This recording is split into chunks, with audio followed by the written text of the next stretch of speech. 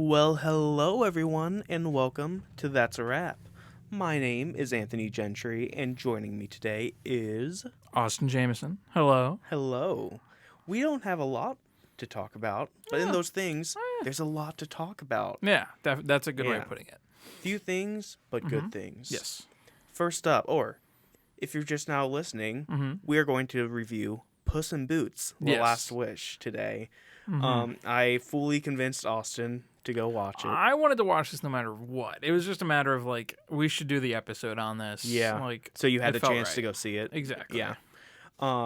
We could have seen, what was it, Man Called Otto or Megan or Plane, all of which I don't hear bad things about. I saw Megan, not bad. I saw Man Called Otto, not bad either. Tom Hanks, pretty good. But before we get into all that, Yes. we have 2 trailers and 1 TV show review to get into. True. First up, it's a trailer from the world-renowned author Judy Blume, and that's Are You There, God? It's Me, Margaret. I want to get your take on this. Okay. Because when we were talking, you said you had not heard of Judy Blume. I've not. Where it's weird because in my school growing up, like Judy Blume is like something you knew. It was like something Right. everyone wanted to get at like our school library to read. Gotcha. That makes me just think of Judy B. Jones. That's the only young. I honestly artist I switched them at first. I was like, wait, isn't this Judy B. Jones? When I watched the trailer, It doesn't look bad. It's I'm just gonna steal your words. It looks like a live action Turning Red. yeah, And so not specifically my demographic, but it still looks like a fun movie. it looks really charming. It's got Cassie from the original Cassie. Yeah, you got that immediately. From the other Ant-Man movies, which should be good. She was pretty good in those. Yeah. We'll see if she aged well with acting at least. It looks like she's doing good in this. Rachel McAdams Yeah. plays her mom. Got the Looks whole like she's going to MCU kill cast? it. Yeah, Kathy Bates, who I love in any role she gets. She seems like she's going to be great in this. With like the little few lines she had, especially that phone call, it was like, well, I had a nice life. Yeah. It seems like it has a good amount of heart. It seems like it has some potential. It's coming out, I think, like the beginning of May. Nice. Late April, but yeah, it looks like it's gonna be good. Not much really else to say. Yeah, but It's on the horizon. With that down, let's get into something we probably will have a lot to say, for good or for bad, and that is The Mandalorian. Yeah. Season 3, There's first 3 of 'em. trailer just dropped. Yep. Austin, we have had a lot of ups and downs with Disney Plus. Okay. With Sounds like you're their about to break Star up Wars, with me. with, Okay. with the Star Wars shows, with the Marvel shows. We're really high with Mando, really low on Boba. Yeah. What are you thinking with this new trailer? Okay. I really want to watch Andor before I have any thoughts on Star Wars going forward. Because the receptionist to Andor, being the next show after both Kenobi and Book of Boba Fett. I forgot about Kenobi. Yeah. Exactly. You forgot about it because it wasn't that good. People, I feel like the general trend right now, and probably since Disney took over Star Wars, has been leaning, not immediately, but since the sequels kind of crashed and burned, and I'm sure with a decade, people will start memeing it and loving it just like they do the prequels that were terrible. But, it's such an interesting point right now where Andor, the farther you are from the Skywalker, family tree, the better off your material is going to be. Bad Batch, I know season 2 is coming. I think it just came out, or is it coming out right now? Yeah, I thought it was. I knew it was coming out this year. The first episode is already out, and Gotcha. then they're going weekly. But Bad Batch, Andor has gotten really, really good reception, and I really want to watch that. And all of those don't besides the general scope of the timeline of Star Wars, they don't have anything to do with Jedis or directly with Anakin Skywalker, Luke Skywalker, etc. Mando has done a decent job of not being too fan servicey, while still it's Dave Filoni, so he has a very good grasp on the Star Wars universe. A lot of people basically see him as George Lucas's Padawan, Which he kind of was. Yeah, and so he definitely knows what he's doing. Book of Boba relied. It changed a lot of things. It didn't meet the expectations that a lot of fans had. In It is, not to cut in, but like it is because, like you said, it was way too fan servicey, but also it didn't feel true to the character of Boba Fett. And so we get this like interesting point now where like the best episodes of Book of Boba were the Mandalorian ones. Yeah, it was when it was Mandalorian season 2.5. Exactly. And that was like, just here's an episode dedicated to not the main character of this show, where he literally wasn't in it at all. And it's just Mando setting up season 3 for himself, where he's going to go like restore like Mandalore. Yeah. Cool plot, cool premise. I don't think I'm sick of the Mandalorian yet. I remember liking season 2, but if you asked me what happened in it, I would not be able to tell you. I think there's still potential there. I don't want to drop the name now because I want to use it as a segue for later. But Pedro Pascal does a very good job of like portraying that character, and I like his performance. I'm just worried about them flying too close to the sun with this series. That's fair.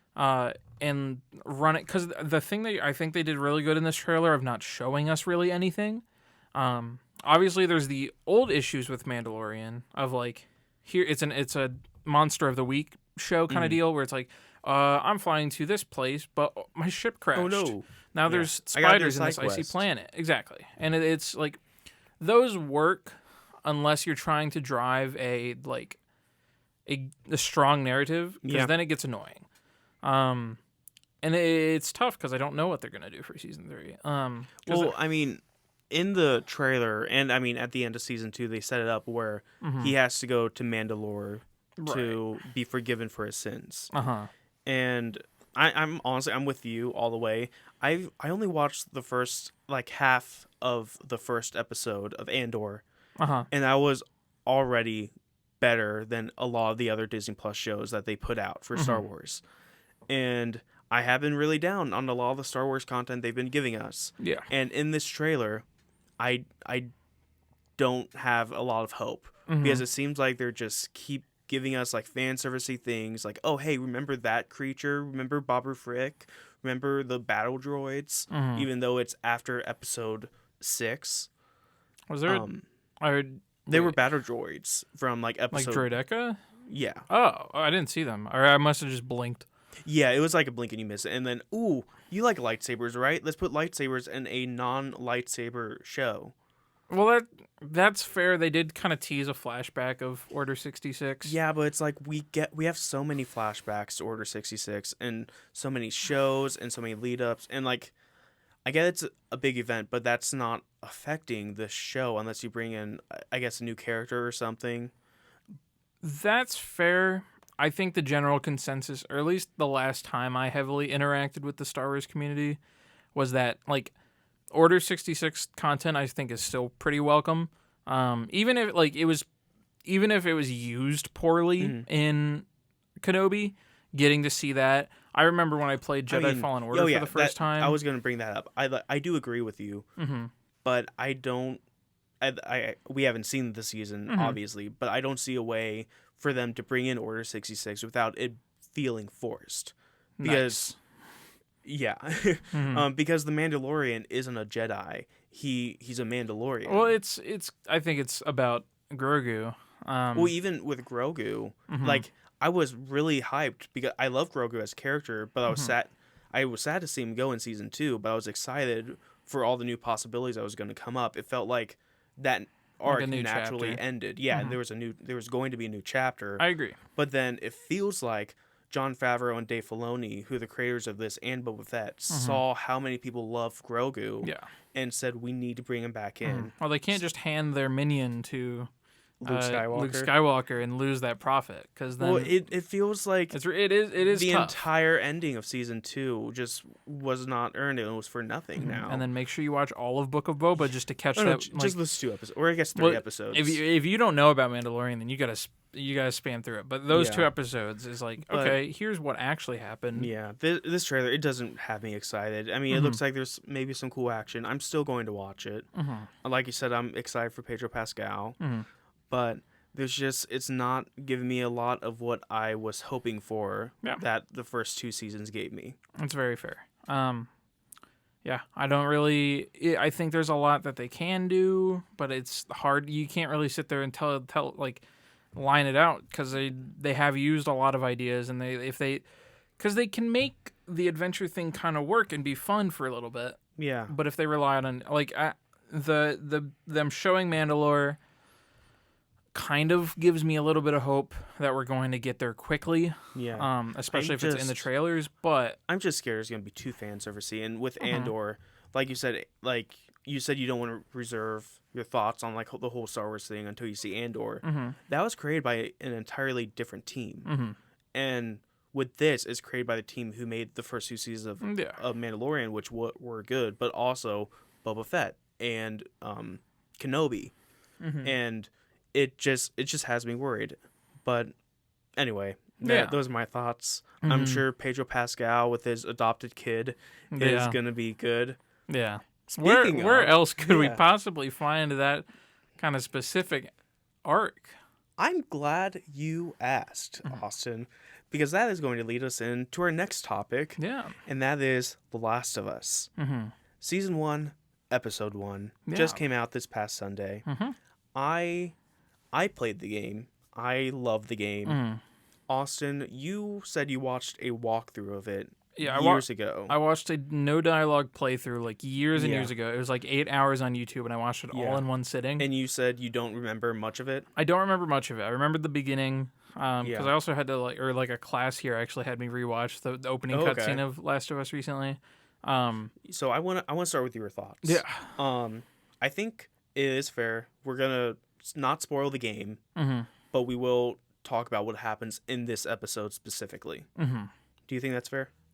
I think so. If you have any interest in Last of Us, I'd recommend going into it blind if you can. Yeah. I think there's a lot of really good storytelling that is possible to obtain here. So if you're listening and you want to watch Last of Us, I'd recommend stopping here. I would say skip ahead some minutes, but nobody knows how long we're going to talk about this. You know what? Do 10 minutes, and if you hear the word Ellie or Joel, do another 5 minutes, and then you'll figure it out. So I'll go ahead and start a little timer now. So you've been warned, but first episode spoilers are game here. Yes. So, okay. I wanna start with this. Sarah. Yes. How did you feel about the whole first 30 minutes being about Sarah going through the city and like seeing from her point of view, and then having it flipped and watching her death? Right. I think it was used very well. Because I've been reading a lot of reviews of the show and a lot of feedback, and I think at least what I agree and what I obtained from the I use general consensus too much, but they do a good job of using the source material well while introducing their own mechanics. Yeah. And so the opening cutscene, the outbreak in the game is like 13 minutes long, and it's like that's that immediately cut to future. In this, like you said, it's like the first third of the episode. It's a slow burn. Like you get it on the radio at first, you hear there's something happening in the Middle East so far away, so you have this like false sense of security. Yeah. And then slowly everything around Sarah, people are acting a little weird. There's cop cars, there's planes. Something's not right until you get the grandma of it all, and it just becomes all terrifying at once. I loved this episode. Yeah. I'm not going to bury the lead. I thought this episode was great. Like you said, it takes the source material. It keeps what works. It adjusts what doesn't work or what could be better. And it adds more to enhance the story, especially with the very first scene, which caught me off guard. Yeah. But it set up how horrifying this could really be. Right. It kind of like puts the pandemic that is currently going on in the world into perspective. It does a very good job of building like this kind of sense of anxiety in the back of your mind. Like it feels like, I don't even know how I'd want to describe it. It's like chills down your neck kind of vibe. Because I think they do a really good job with the fake out. I talked to one person already, and they haven't played the game, they didn't know it, and they were like shocked by. Did they think Sarah was going to be the main character? Well, they thought it was going to be that whole group. Yeah. But like Sarah, well, I don't know if they thought Sarah was going to be the lead, but they thought Sarah was going to be significant. And just like in the game, I think they do a really good job of like, I love the fake out with the car. Yeah. The car stops and they turn around and a plane's crashing. Yeah. Oh. It was horrifying, but it was so tense. I played The Last of Us, I want to say at least 4 times. I played the beginning maybe 5 or 6 times. Yeah. And every time it always gets me. I always cry because it's so heartbreaking to see Joel hold Sarah in his arms and like beg for her life. And going into this, I'm like, I wonder if it is going to affect me like it has in the past.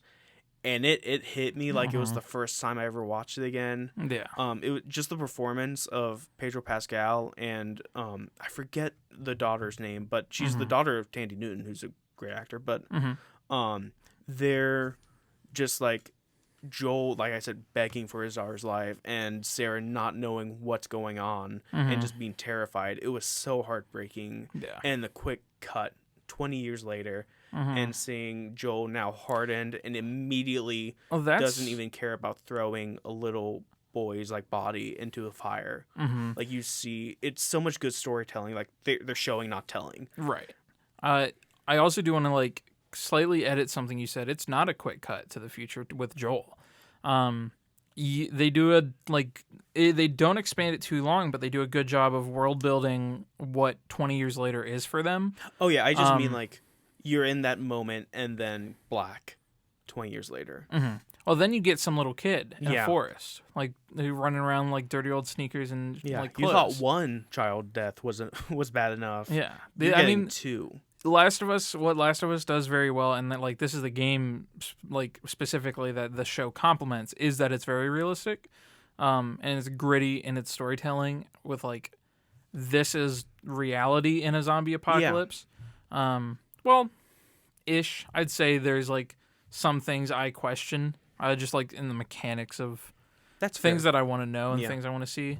But overall, it does a good job of like explaining or like showing it's showing, not telling, but showing that story of development where it's they have this kid that walks out of the forest. He falls in front of like the guards of this like sanctuary area.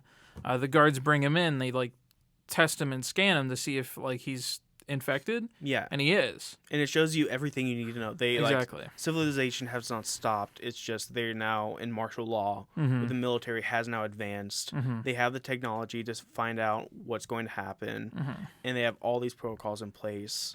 You see how just like desolate it is for everyone living there in the slums, and then you get like the fireflies. I love that line of we were rebellion 20 years ago, now we're just spray paint. They just set up the world so well, and they set up the story to come super well with Joel and Ellie, who, by the way, like, do you want to start talking about Ellie? Sure. Yeah. Bella Ramsey knocks it out of the park. Yeah.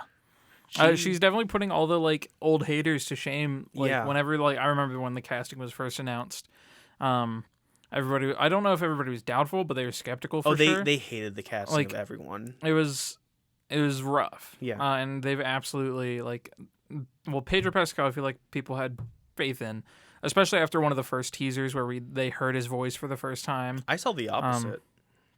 Like I saw people didn't like him. Yeah, people didn't like it because it didn't sound or look enough like Joel. Which, like, I think it's Pedro Pascal. He's gonna be great. From what I saw, people love the voice. Yeah. Okay. Along with Tommy. Yeah.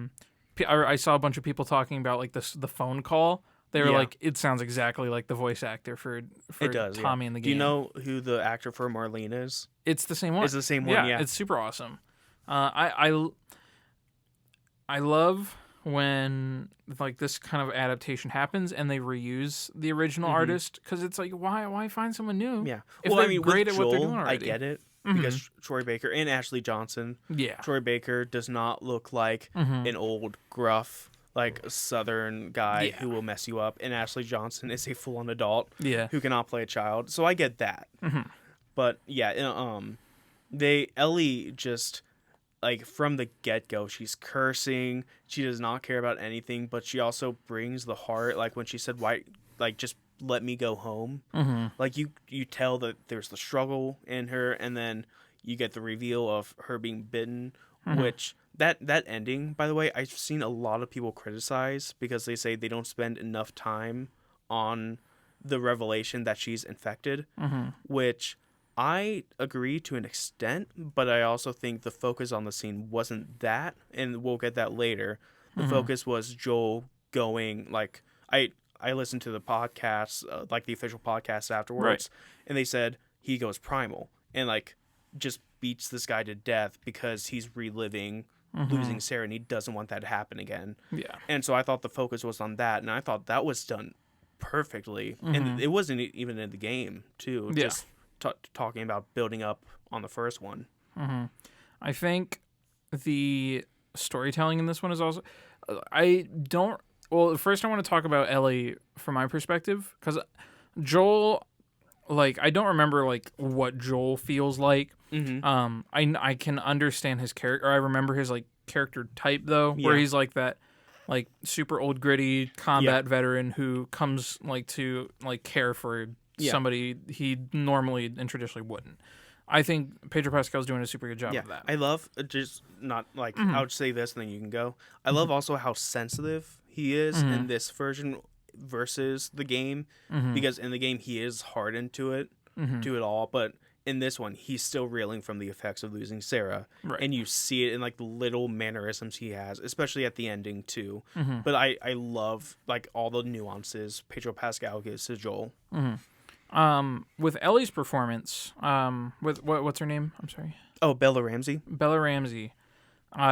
When I don't remember like really how Ellie acted or performed in the game. Yeah. When she was acting as Ellie, it reminded me of the game. Oh, for sure. Her acting made me pull back memories of Ellie in the game, both in performance and voice. I think she did a super good job. The like small like fluctuations in her voice, like the same way, like it's that I don't want to call it teenage angst, but it's just that like that disregard she does super well. Like I think there's credit to both like creative like freedom when it comes to like reinterpreting a character, and there's also credit to like being able to recreate your own character. And I think Bella's still doing a good job of mixing both. I think they all do that. Like, super good casting and performances across the board so far. By the way, Tess is also super good in this. Did you notice the parallel from Joel or Ellie watching Joel kill the cop versus Sarah watching Joel kill the neighbor? I did not catch that. It's such a good parallel. It's when Joel kills the neighbor, Sarah cries. And then when Joel, even more mercilessly and like brutally, kills the cop, Ellie leans in and she's like kind of fascinated by it.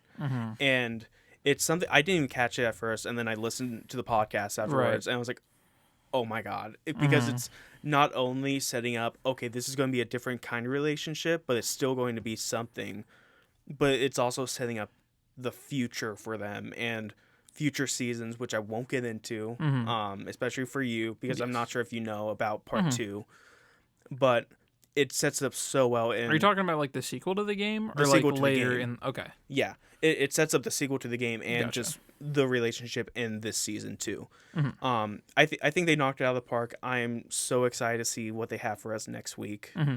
Any more final thoughts on that? I think they do a really good job of creating or recreating the visuals. I think that like for sure, yeah. The final shot of this episode is like one of the like, if you look up Last of Us and you go to Google Images, you'll probably find it's the two towers like leaning into each other. That's like it's almost 1 for 1. Exactly. Did you notice the clicker? The clicker, yes. And we didn't get much infected in this episode. They're saving it. I'm excited. But even then, it's not a zombie story. It's a story about people. Yes. Which I love, set in a zombie apocalypse. This also, if you're if you're back, it's been 12 minutes. We're about to wrap up. We promise. We're about to wrap up. But if you plan on watching this, strap in for the long haul. It is an hour, like 40 minutes long for the first 20. Episode. It's an hour 20. Yeah, I want it to be longer. There's no way it's not like an hour and a half at least. It's 80 minutes. There's no way it's 80 80 straight minutes. I wanted it to be 10 minutes longer. I think it could have been 2 episodes, but I saw that like It was going to be. It was going to be, and then they didn't think that the first episode would bring people back for the second. Do you know where they were it. going to end it for the first one? I do not. They were going to end it right when Joel throws the kid in the fire. Really? Yeah. So that would have been a really weird stopping point. So I'm glad they combined it. But it was straight up 80 minutes. I wanted 10 more minutes, 5 minutes for the initial outbreak, and then another 5 minutes at the end to be like, why are you infected and why are we taking you somewhere? Right. But we're going to get into that next episode, so I'm not worried about that. I think it has a lot of potential. And as far as video game adaptations go, this might beat Sonic 2. Second, there we go. But until next week, that was The Last of Us. Yeah. Let's move on to our main topic of the day, and that is a movie that came out, 3 weeks ago? I don't know. It's still in theaters for good reason. It is, for a good reason. Well, maybe not. Who knows? We know. And that is Puss in Boots: The Last Wish. Yes. If you listen to last week's episode, our top 10 best and worst of 2022, I listed this as my number 6 movie of the year. I just got back from watching this for the second time. It still holds that place for me. But you all know my general thoughts. We'll get deeper. But I want to start with you, Austin. Yes. Like we've been starting with you all episode. Yeah, of course. But I want to start with your thoughts since you haven't been able to share them. Yeah, so I watched Puss in Boots yesterday. And so it's very hot in my memory. Okay. And I will say, as far as modern, like, animated kids movies go, this one is very far up there. It is very well made. Immediately out the gate, I will say this is one of those movies that kind of blends with, or I saw a good review on Letterboxd that I don't know who had made it, but I'm gonna completely rip and steal their idea. Into the Spider-Verse really kind of opened the floodgates for they did. Like digital animated movies to take the full advantage of the medium, and this one does a very good job of doing that. It's not a perfect movie by any means. There's a lot of things that I would change, or like I don't prefer. There's specifically in the comedy, there's a lot of repetition that I think goes on for like just a little too long. Yeah. And they repeat that too many times. And I'll have examples for those in our spoilers section. But for the most part, the like combination of CG, 3D animation, and then the like just 2D for like particle effects and stuff, they do a very good job of it. They play a lot with camera movement and angles. There's a whole like Attack on Titan scene in there is like the first 30 minutes, which is just crazy. Very good movie. Anthony, why don't you reciprocate your thoughts? Yeah. I, like you said, with Into the Spider-Verse, that really did open the floodgates. If you look at like film history, let's get technical for a second. There are always points in time where a new movie comes out and it changes not everything, but a lot of things about how movies are made. And Into the Spider-Verse did that for animation, where Shrek did that, or not Shrek, but Toy Story did that for 3D animation, and so on and so forth. Into the Spider-Verse did that, and we were getting a lot more risk in animation, and we got that here with Puss in Boots. In our trailer talks for this, I was not a fan of the art style. I wanted to say the same because I don't like change, and I gotta say, this art style is amazing. I love how they blend like the 2D with 3D, how they put in different styles. It's all painterly, with like a lot of like watercolor here and there. Yeah, it's beautiful. It's gorgeous to look at. I don't know if I'm as like critical on it for the comedy as you are, because I do think there are a lot of repeated jokes, and some of them don't hit for me. A lot of them, though, when they come back, they hit hard. Like, there's a lot of repeat jokes with just censoring. And I laughed every single time, even though it's very childish. It really got me. There's a joke with a bug where every time the bug came back, I loved it. It became my favorite running joke throughout the movie. I love this movie. this movie reminds me of why I say animation is like one of the best medium of like movie watching, because you can't do this in live action. There's no way you can do it in live action. Animation, you can have so much. Just imagine a Puss in Boots with like HD, like live action Lion King vibes. James Corden as Puss. We did need to go there. But he could have so been in this movie. Maybe That would Chris have been Pratt. terrible. He could have been so many characters in this movie. He could have been the dog. You know, he could have been. Oh, the dog. he would have been the dog. He would have been the dog. I bet he. He probably auditioned for it. He could have been Baby Bear. Oh, yeah. Yeah. Oh my god. Yeah, because they're British. Wow. You don't even know Baby Bear's name? His name's Baby Bear. No, it has like a name. Or they all have like the Mama, mini Papa, name. and Baby. Is it really just that? Yeah. I thought it was like cool names. Never mind.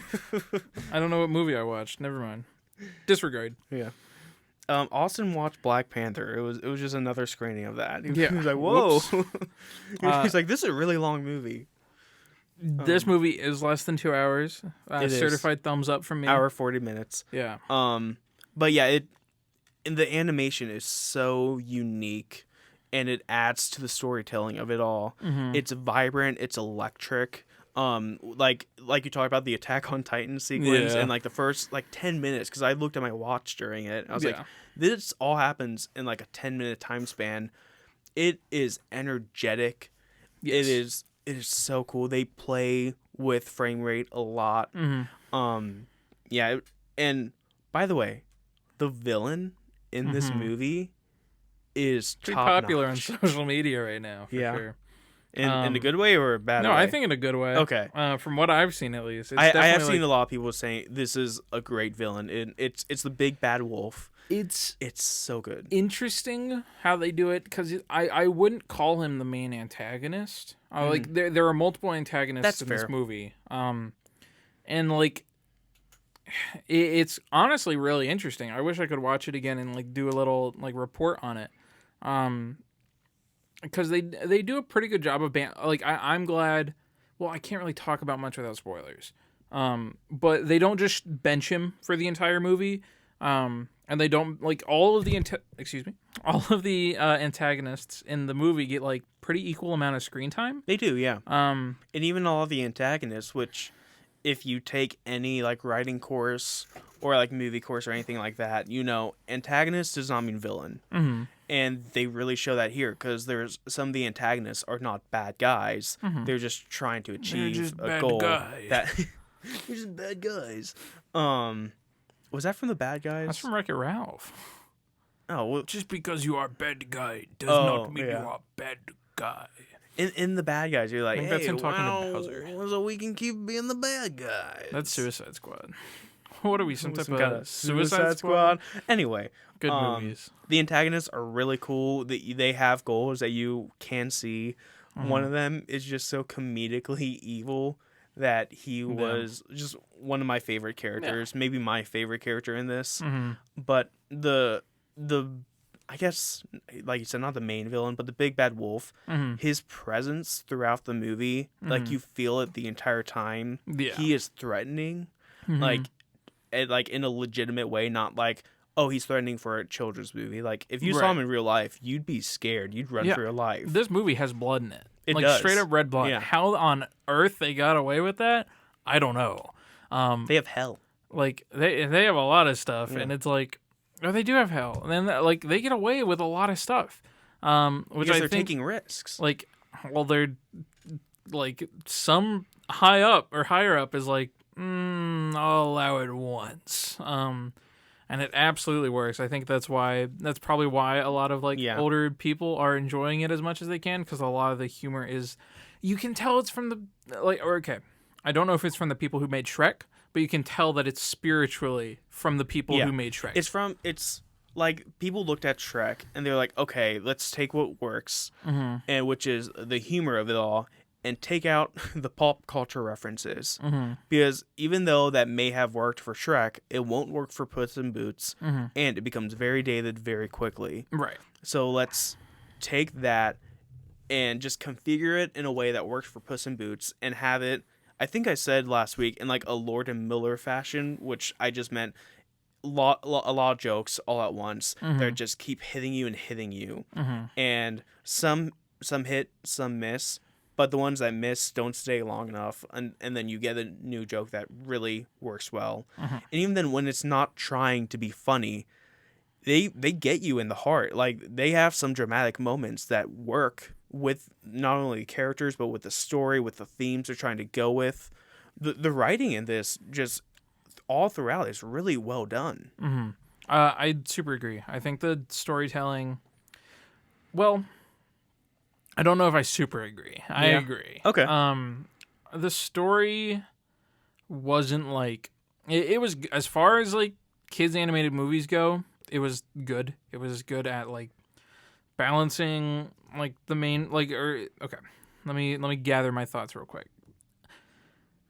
Puss in Boots does a very good job of balancing the plot as it goes throughout, because there's a lot of things that they do need to keep track of, and they don't do cutaways without, or they don't, any cutaway that they do doesn't last too long. So you're always back to the main plot, or you're back to another plot that you like. They do a good job of like investing your care into the characters, so that like if we don't see Puss for a little bit, I still like the character I'm looking at. Exactly. Yeah. Barbarian. But you're not meant to like that character. Then why am I watching him? I don't want to watch this then. I gotta turn my mic down. Anyway. Barbarian sucked. And I'm not gonna like sit here and let you gaslight me otherwise. I will gaslight you. Yeah, you will. So will everybody else who gave this a 4 stars or more on Letterboxd. It's ridiculous. Anyways, Puss in Boots was better than Barbarian. Far better than Barbarian, actually. If I had to watch a movie, if I had to watch Barbarian 1 time or Puss in Boots 10 times consecutively, I would watch Puss in Boots. I would go Puss in Boots, yeah. Yeah, any normal person would, because nobody wants to watch Barbarian again. Anyways. Oh, I could talk about that way longer. I don't think I did it justice on my top worst. Should have been actually way higher. I do want to ask you. Yeah? Does your top 10 list change at all after Puss watching in Boots this? goes on here. Yeah? For sure. 1 second. Let me... do something Just with talk? our show. Just do something. I'll pull this up. Yeah, Big Bad Wolf. Good job. He very scary. Keep it up. Puss in Boots. He's in boots. He has a hat. I'm surprised they gave him a beard, and it was there enough. for a good amount. So my top 10 worst, or top 10 best, I would have put this. This was better than Avatar. Yeah. Honestly, I don't know. Well, the Batman should go way down. My list is insane. I wish I could retcon so much stuff, and I thought about it way longer. But Batman would be lower. This would probably go... Like, I don't think I'm comfortable putting this movie beneath The Whale. But I would probably put it above... I'd put it right under Weird Al, I think. Okay. So what number Weird would Al that was be? too good of a time for me. That would be. See, I disagree. If I move Batman, that would be number 4. Okay. Yeah, I don't know if I can put it above Weird Al and below The Whale. Yeah. I don't think Puss lands there. I did see someone say this movie is the Logan of the Shrek franchise, which is funny when you hear it, but when you think about it, it's super true. Because the whole movie, that's his last it's life. I guess we haven't really talked about what it's about. Puss is on his last life, and so he's burned through all his 9 lives, and he's on a mission to find the last shooting star. It's the wishing star. Yeah, to find it, and so he can get his wish to get all his lives back. And it's like this race to get it.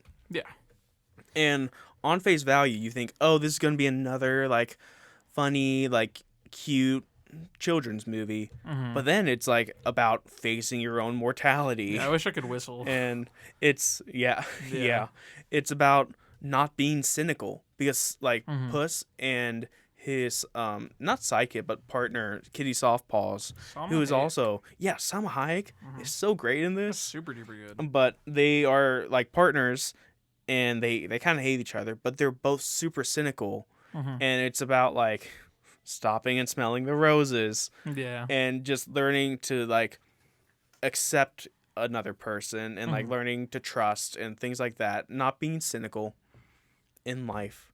you made a face. What's that face for? Is the plot of this movie? Let me debate this before I make this claim. No, say it. I don't know if I agree with it. I need more time to sit down and analyze it. But is the plot of this movie the same as the plot of the Emoji Movie? Yeah. Well, I've not seen the Emoji Movie in a while. Mm-hmm. But kind he's of trying to like stop the phone from getting deleted, or stop himself from getting deleted. He has the hand, which is the dog. Yeah. You got the other emoji, which is Kitty, and they're kind of like they don't like each other until they do. Is that Thor: Love and Thunder? Who's the dog in Thor: Love and Thunder? The axe. The axe. Yeah. I don't know. Or I guess Korg. Korg's not really Korg's comedic relief. He's not a supporting character. Yeah. Emoji Movie. He's there for the entire. We did thing. say the dog could be James Corden, and Corden, what's the hand? That's what made me think. Yeah. Of it. You know what? This is a sad analogy. Let's move forward. You know the what? Emoji Movie is not an animated movie that makes use of the medium. You know what? I watched the Emoji Movie expecting to hate it. Put it on. It came on Netflix. Anthony. I didn't hate it. It's atrocious. I gave it like, I don't know, what, 1 star. But it's like, it doesn't sound like you wanted to give it a 1 star. I wanted to give it 5 stars. This is a 10 out of 10 movie. What was your favorite part? Sir Patrick Stewart as the I can't. poop emoji? Yeah. You know what? No, I don't remember anything about that movie. You watch it again and then you come back on the show. It was also at like 6 a.m. I was like, yeah, let's put it on. If I were given the choice, or if you were you humble listener were given the choice between the Emoji Movie or Puss in Boots, well, I would hope that you would know which one to pick. Not like my co-host here. Puss in Boots is clearly the worst option. I think Emoji Movie really takes the cake. Are we gonna do an Oscars episode? We shouldn't be talking about this on air, but like, are we gonna do something about the Oscars coming up? Maybe. Okay. I mean, fair okay. enough. Well, let's have this on There's a lot of awards going on right now. There are. I want to talk about Ki Hui Kwan You literally do? all day. Okay. Because last year when we talked about the Oscars, I knew it and you didn't know ahead of time. Right. And you had not seen almost any of the movies. So I was like, yeah. And so I don't want a repeat of that. That's fair. But That's fair. when the nominations come out for the Oscars, we can talk about it. If there's like, maybe I'll watch the movies. Maybe I'll do my research this year. Yeah. And I'll see who I agree. Do you want me to give you a list of movies to watch? Yeah. I'll give you a short list of what I think is going to be nominated and things to look out Everywhere for. all at once. Yeah. That's it. That's it? It wins everything. That's all you need. Sweet. It like swept the Critics' Choice Awards. Good. I saw the shirts with the like friends supporting friends or something. Yeah. Michelle Did you Yeoh see and Ki Kwan's acceptance speech at the Golden Globes? That was so good. He's such a wholesome guy. He is. I've seen like 2 videos now of him. I think both were Critics' Choice Awards. Yeah. I can't think of any other like supporting actor this year who will win. Yeah, I don't know. Like literally all the other ones are from Everything Everywhere All at Once, so I'm happy with whoever wins. But those would be like supporting actress. Oh, yeah. Okay. Well, I guess Paul Dano. He might have it. But I saw Ki Hui Kwan like in a bunch of like they were just like TikToks or something. Of him like walking up to these YouTubers who are doing interviews at the Critics' Choice Awards. Yeah. And him being so excited to see them. That and get to talk to them. Did you see the one at the Critics' Choice Awards where he saw Brendan Fraser? I did not. And he because they started in the movie together like 30 years ago, Encino Man. And I also watch like those actor roundtables and director roundtables. They're so fascinating and they're so nice to watch. But he saw Brendan Fraser and he was like doing a photo shoot, and Ki Kwan just like ran past a bunch of people to hug him. That's awesome. And they were so happy to see each other. And the actors roundtable, they were both there, and like Brendan said to Ki Kwan, like, we're still here. And it was so nice. Yeah.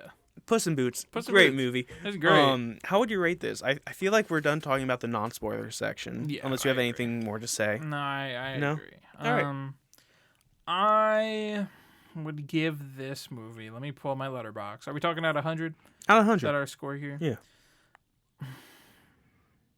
I would not give it what I gave it last night. 1 second. What do you give it last night? I'm not telling. I would give this movie like a 90. Yeah. It was really good. It was very enjoyable. I know I sounded a lot more critical of it during my whole like review there. But at the end of the day, if like every kids animation movie was like this, Yeah. The standards would be so much Exactly, higher. because this movie, it takes risks. Its characters are well thought out, and even the ones who are static characters are very good static characters. Mm-hmm. The themes are there, and they're powerful themes, and they, like I said, they fit with the characters. The villains are so good, especially the big bad wolf. Mm-hmm. I would give this a 93. I Okay. love this movie. Mm-hmm. I'm gonna be honest. I did see your Letterboxd review, so I know what you gave it. Yeah. I agree with it. That's the same score I gave it. Mm-hmm. What would you give it now? What did you see? 4.5. Yeah, I gave it a 4 stars now. Why? Oh, because like I don't know. I think it, like, looking back on it now, like there's some more things that are kind of like. It's not a 4.5 star movie. I don't think. But It's 4.5 like correlates pushing to it. a 90. You're not wrong, but Letterboxd is different than our score. So it's Okay, like that's like fair. Rotten Tomatoes That's is fair. different than IMDb and Speaking of cetera. Rotten Tomatoes, yeah, Austin, yeah. what is the Rotten Tomatoes score for Puss in Boots: It's good. The Last Witch? It's got to be good. It's 90 plus for both easily. Maybe 89 for like audience. Yeah. Nah. Okay. Critics 92. Okay. 93. Critics like this one. 1 point more. Yeah. So 93 for critics. What about audience? Also loved this. I'm gonna say 92 for them. 92. Well, critics are gonna like this more than audience. That doesn't Yeah. make sense, Anthony. So let's go ahead. Let me modify some things. We got critics. Okay. I said 93. I'm gonna take that down to 92. I'm gonna bump audience up to 93. I'm gonna Okay. switch that around. 92, 93. Final Austin. answer. Locked in. For critics, you said 92% Yeah. with 139 reviews. That's it. The actual score is 96%. 96. 96. Should have stayed high. 96 for critics The is great. the Good job, critics' Puss in Boots. consensus Be is proud. arriving more than a decade after the previous installment. The Avatar. smart, sweet, Let's see and Avatar's funny Rotten Tomato. Puss in Boots. Though I mean, we talked This is about how what you do was a it? legacy sequel. The- This is how you do it a is. legacy sequel. It really is. I didn't even talk about this. The smart, sweet, and funny Puss in Boots: The Last Wish proves some franchises only get better with age. Yeah, very limited ones. Yeah. And this one did a very good job of it. Okay. After knowing the critics, would you like to change the audience? Yeah, Yeah, 94. 94. All right, I think some people were still a little pickier than. all right. And for audience, you said So 94%. I changed it last minute, so with over 2,500 verified ratings, the actual score is 93%. oh, I jumped You it too should have high. stayed. I switched You it should have again. I stayed. switched it twice, and I just The bounced critics around it. actually liked it more than the audience. Cute animation and a lot of laughs make Puss in Boots: The Last Wish fun for the whole family. That was a whole train wreck on my part. Wow, everything amazing. Every Yeah. word of what I just said was wrong. That's an episode 8 reference for you guys in the Star Wars community out there. You quoted episode 8 That's a good meme. That's really funny. Or it's not really funny, but it's quotable. after everything you've said about episode 8. Yeah. I thought you were I'm a about to Star say Wars that's fan. a good I'm movie. hypocritical. What do you mean? That is our non-spoiler thoughts. Yeah. We're about to get into spoilers, but Yeah, we are. before we do, you can follow us Yeah. on Instagram and on Twitter. Ooh. At That's a Wrap, NCR. Yes. We are also Yeah. on tell YouTube. Him, tell him. We're on YouTube. This guy made a YouTube I page. did. We've been wanting to do this from the beginning. I never knew how to do it.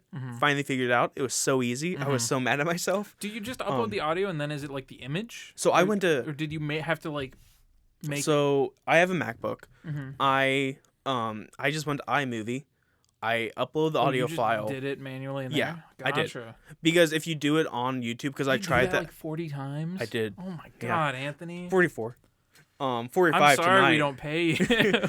But because I tried doing that just the audio on YouTube and it Mm-hmm. wouldn't let me. But yeah, I upload the audio file and then I got our our logo file, and I just put that in, and I made it last however long the audio file lasted.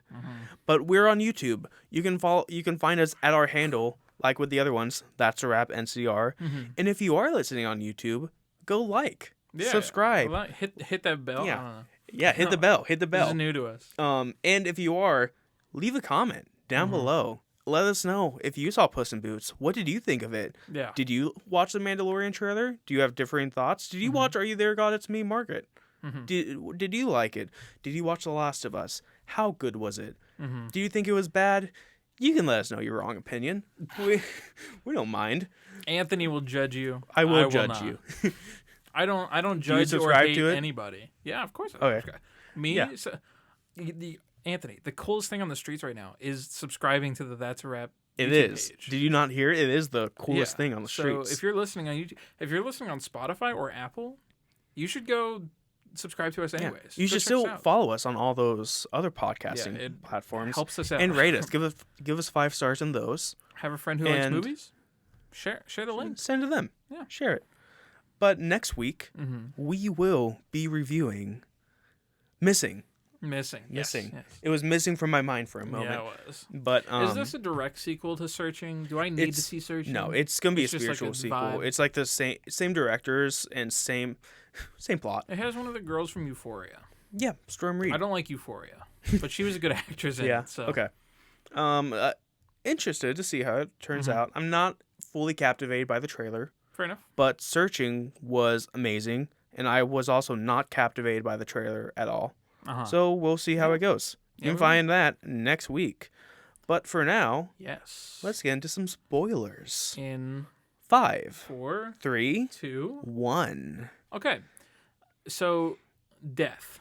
Yeah, I've been Quite calling him literally. the Big Bad Wolf. But if you know the Shrek franchise, we already have the Big Bad Wolf. Correct. He's not that bad. So we got 2 main antagonists with 1 switch antagonist, or like antagonist. We have Death, who is directly related to a Puss and his character development. Yes. Then we have Jack Horner, John Mulaney. Did you know that John Mulaney was going to be in it? No, I didn't know. I didn't know Florence Pugh was in it. I know. I had no idea until I saw her name on the credits. Hot take. Not a fan of the voice in this. Like she's a good performer. It's because it's British. Be honest. She was good at a British accent, but when she needed to get angry or yell, I don't think she could push it like just a little bit further. That was my main complaint. Or like whenever she did like a battle cry running into battle. We're talking about Goldie. Florence Pugh voices Goldilocks in this one. It's like, I don't know. The animation did not match the voice for that. Otherwise, Florence Pugh is great. I thought it did match. There's like a few instances where it's like it didn't feel right. For Death, before they had the reveal that he's actually Death. Yeah. Like I was like, oh my god, like this is so good because it's like a metaphor that Puss is running from death. This is like such a good metaphor. Not metaphorically though. Yeah, or and then figuratively or literally. And then he comes in, he's like, I'm actually Death. And I was like, oh, they're not being metaphorical. They're being literal. Still great. I want to talk about John Mulaney. Specifically, I want to talk about his character and the Jiminy Cricket, who every time he was on screen, I was just cackling with laughter. The cricket is one of the jokes that I think they could have dropped 1 or 2 of. See, I wanted more. I think any more, I would have gotten just annoyed with the cricket. Yeah. Like the first introduction's a good, like funny, like beat, and like for like it's like, don't you know I'm dead inside? Like that kind of vibe. Like it's a good combination, but they rely on it. Like, but there are only 3 instances of him. There's like 4 or 5. Well, there's the introduction, then they go back, and that's when he like flicks him, and then the very end when he burns the map. I think there's way more. Or like in terms of the interactions. I watched this an hour ago. I think there's way more. It feels like there's way more. I guess. Mostly like the interactions are long. Yes. That's probably my main complaint. That there's a what was one of the other jokes? I don't know. I just loved the idea of having this horrible guy have Jiminy Cricket, but just take it a step further and having him sound like Jimmy Stewart. Because it's random, but it also makes sense, and it is just so funny when you just hear it in the movie. Yeah, it was still a good bit. Like the big beats I liked. But there's like the bit with Goldilocks. Like obviously you have to use it because that's like that's the whole Goldilocks thing. Anytime how they like, kept saying this is too much, this is too little, this is just right. I get it. It's Goldilocks. That's the bit. That's like the bit. Mm-hmm. But it's like the fourth one-liner where she says like it's just right, or like using it's just like at the end I can understand them like being like it is just right. It's like, I also just like the Goldilocks family. Oh yeah, their family was really great. Olivia Colman voiced the mom. There's a really obscure voice actor for the dad who's like, if you played Vermintide he's not obscure, I don't think. He's probably not obscure, but I don't know if I know him from anywhere else. One of my friends told me he was from a video game that I would know him from. But Ray Winstone. He's like a big live action dude. Cool. He was the villain in Black Widow. He was who's the villain in Black Widow? Exactly. And he was in Cats. Okay. That tells you everything. Yes, it does. No, I do agree.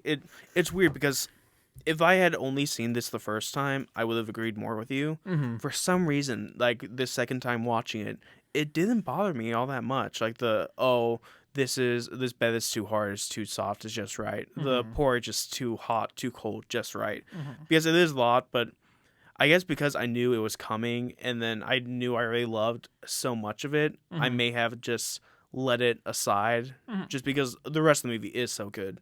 But it didn't bother me as much on another viewing. That's fair.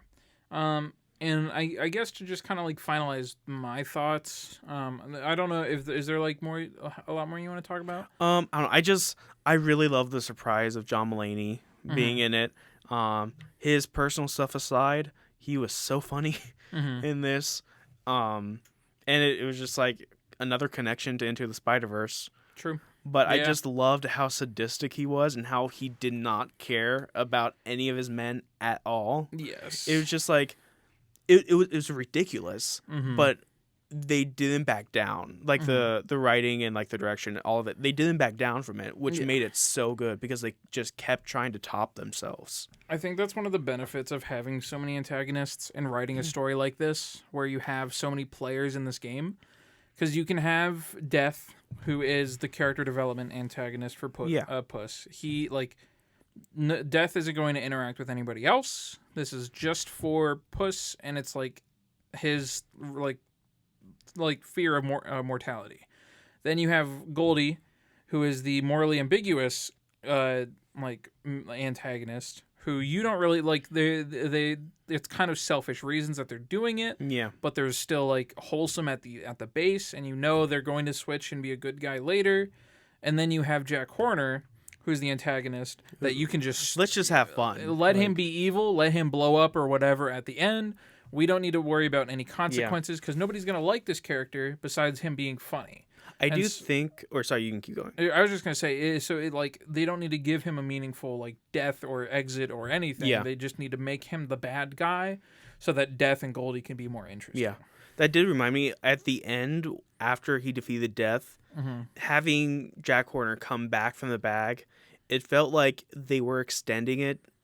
Just like too extended, like it didn't feel needed. I still enjoyed what they were doing. It was like a nice callback to the beginning with that monster. Yeah. But it didn't feel as needed because it felt like we had wrapped up because Puss had like dominated Death. Like he had looked Death in the eyes literally and didn't back down. Right. And that's where it's like I think they did a decent job of finishing it up because that's like they put the bow and they tie the string on the like character development for Puss. Yep.